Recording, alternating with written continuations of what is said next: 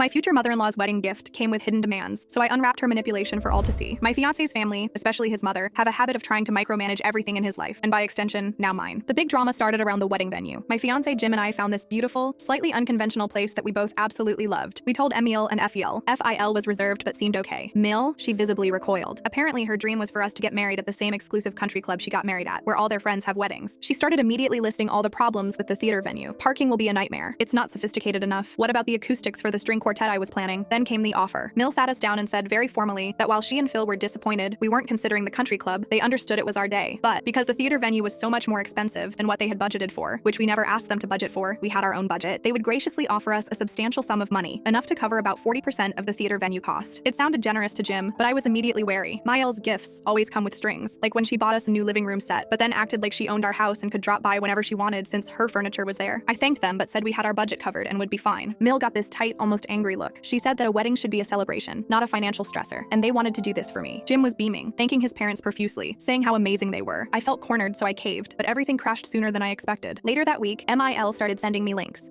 to florists near the country club, to bakers who only deliver to the country club. She started asking about decor choices that would only make sense at the country club. When I gently reminded her we were having the wedding at the theater, she'd get flustered and say things like, "Oh right, well this florist might make an exception," or "It's just so much easier with vendors who know the traditional venues." The final straw came last night. We were at their house for dinner. Mil brought up the venue again. She said, "Now, about the ceremony flow at the theater. I was thinking it might be easier to have the reception at the country club after, just the reception for dancing and easier bar service." I snapped. I looked her dead in the eye and said, "Emil, with all due respect, this stops now. We chose the theater. We love the theater. Your generous offer wasn't about helping us. It was about buying control over our wedding to force it into being your dream wedding at your preferred venue. You didn't give us that money to help us have our day. You gave it to try and manipulate us into having your day." The table went silent. Fiel looked horrified. Jim looked utterly stunned and then furious. Mil's face crumbled. She started crying, saying how could I be so cruel, that they were only trying to help, that I was ungrateful. Jim jumped up, yelling that I had massively overstepped, insulted his parents, and ruined the evening. He said I was being paranoid and that their offer was genuine and I was just being difficult and unappreciative. We left immediately. At home, Jim said I owe his mother a huge apology. I told him he should have defended me instead of taking his mom's side. I expressed that I felt incredibly disrespected this entire time. To that, he said that if his mom felt disrespected and if I couldn't be respectful to his family, then we needed to rethink things. I was shocked. I asked him why he would say that. I told him that I wanted him, that I loved him. Then I asked him if he felt the same way, if he even wanted to marry me. He did not answer, so I ended it. I packed a bag and left.